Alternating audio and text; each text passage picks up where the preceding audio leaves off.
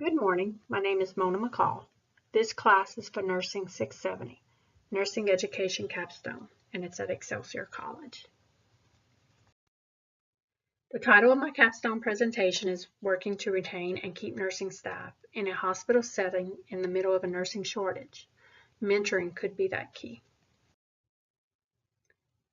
A quote from Florence Nightingale is, "Were there none who were discontented with what they have, the world would never reach anything better."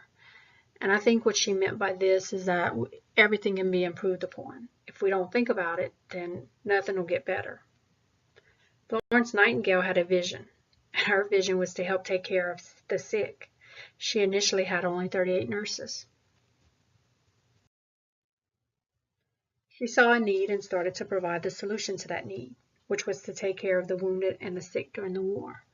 But we know there's a nursing shortage right there because there was more wounded soldiers than those 38 nurses could actually take care of.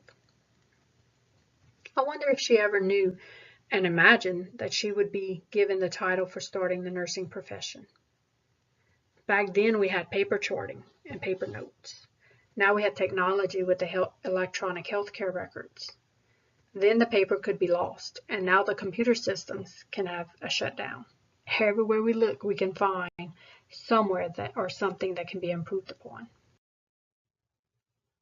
This slide shows the way the EHRs improved on the paper charting, but the EHRs can have improvements made to them. People are making new EHRs probably on a daily basis to improve on the first system. The issue that we will be finding an improvement for is the retention of staff in the nursing setting, in the hospital settings. But before we can look at to improve the retention of staff, we have to look at some of the reasons that we are having this issue. The nursing shortage is a reason, and there are many reasons for that nursing shortage. Nurses are retiring at a rapid rate. Then we have nurses leaving the profession because they are not happy with their career. This is happening globally. Then we have the shortage of nurse educators. And with the shortage of nurse educators, the nursing schools are limited to the number of students that are being accepted.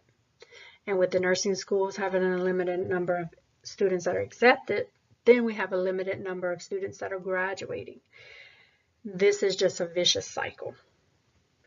Then we have increased illnesses, and the population is living longer. And the longer the population lives, the more assistance they will need. The nursing shortage is just one reason that retaining the senior staff and new employees are important. There are not enough nursing students to keep up with the demand for the nursing shortage. There are more reasons that hospitals and other facilities want to retain their staff. One of the most important reasons is safety. Patient safety is very important, and everyone should make it their top priority with everything that is being improved upon. Increased patient loads are not safe either, and with decreased staff, the staff you do have has more patients. Having more patients could lead to more medication errors, and it could also lead to late detection of worsening of symptoms because you're rounding on your patients less often than you would if you had more staff or the right number of staff to take care of the patients that you're having. Then the patient may not be harmed at all, but they may not have been given the best possible care, and their patient satisfaction surveys may reflect that. And the hospitals are having to look at the patient satisfaction surveys more because the government is reimbursing hospitals for their patient satisfaction surveys. And years ago, the government didn't have a survey to see if the hospitals were providing care like they should. Now they actually can see the patient surveys.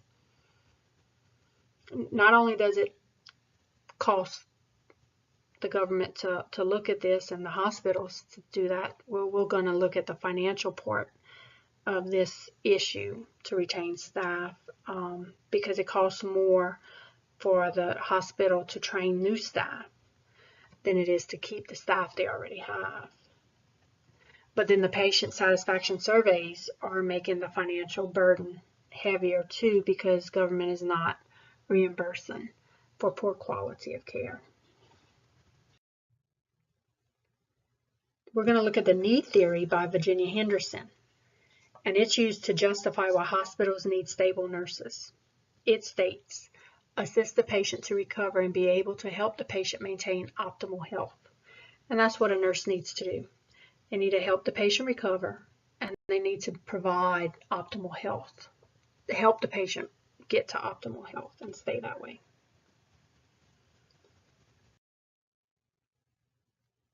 To work out the need theory, there are skills that the nurses need to have.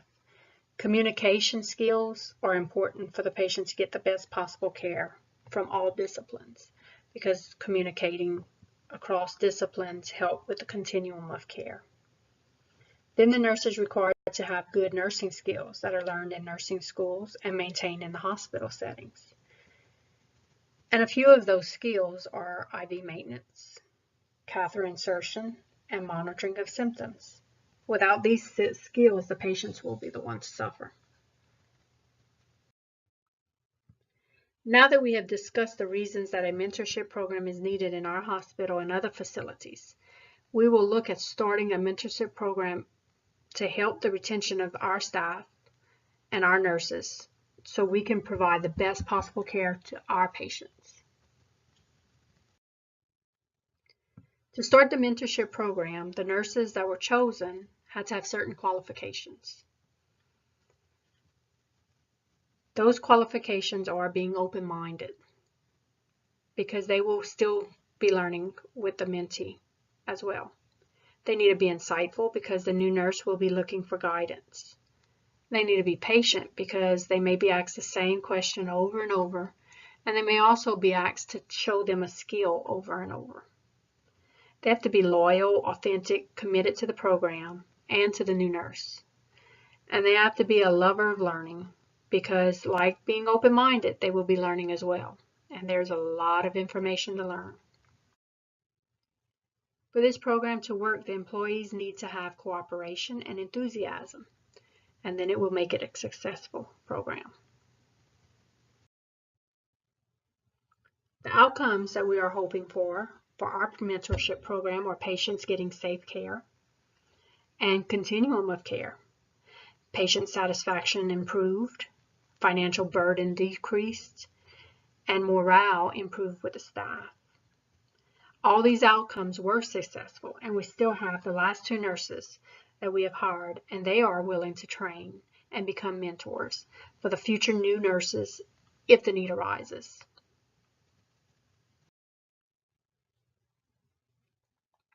The mentorship program helped the mentee have a person to ask questions to, and they got confidence in their skills with the mentor being chosen to being close to guide them. And this helped the mentee enjoy their career choice from the beginning, instead of being on their own and having to figure things out. If they have to be on their own and figure things out, then they lose the passion for their profession, or they lose their confidence. And that is what we were trying not to have happen. Having our mentorship program also helped the staff learn about different cultures, not only from the patients, but also from each other. This is a melting pot country with many different cultures to learn about. And I tried to pair up the mentor and the mentee, and that were from different cultures and different ethnicity backgrounds. That way they can learn about each other and ask questions, and see if they can provide better care to the different cultures that they will see on the floor from their patients. As a leader of this program, I have provided education to the mentors and myself, because I have learned along with everyone else. I have provided assessments for the mentor and mentee to complete about each other. Both the mentor and the mentee needs to be assessed. Sometimes you'll find a mentor that is not compatible with a mentee, or a mentee that's not compatible with a mentor, we all have different personalities. And for a program like this to work, you have to have the same personality or a very close personality. I also monitored the feedback I received and adjusted the program when I needed to. I have an open door policy. So at any time, a nurse can walk in and talk to me privately and give me their honest opinion about things and how things are going, so I can be aware of what I need to change. Whether if it was additional education or just listening, I try to always be available to them. I monitor the patient safety and the patient satisfaction surveys. I did this by looking at the decrease of number of incident reports I was getting and the complaints from the patients. I also led the interprofessional team meetings about the patients and provided the results of the program to the stakeholders. The stakeholders have given me the approval to continue with the program.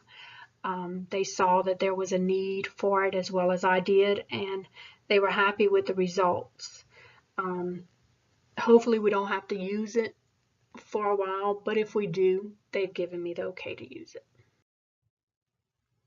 I've learned a lot from my experience at Excelsior College. To make this mentorship program a success, it was built from all the knowledge that I got from the different classes in Excelsior.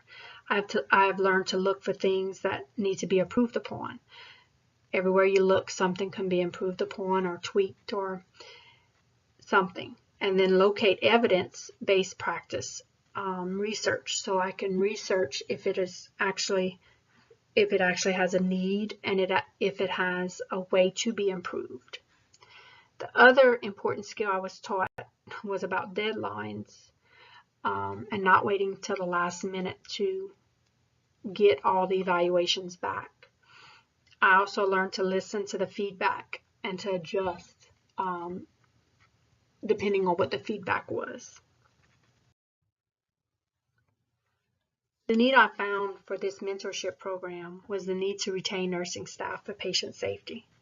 Mentoring new nurses and new employees can help to retain the nurses. This program also showed that nurses, whether mentors or mentees, need to research and educate themselves with the latest information in their specialty because it changes rapidly. This mentorship program can be designed to help many different professions and many different employers keep and retain their staff. Even if it's not in the healthcare system, they're financially burdened about having to train new staff members. I want to thank everybody that had anything to do with this program and the success of it. Thank you.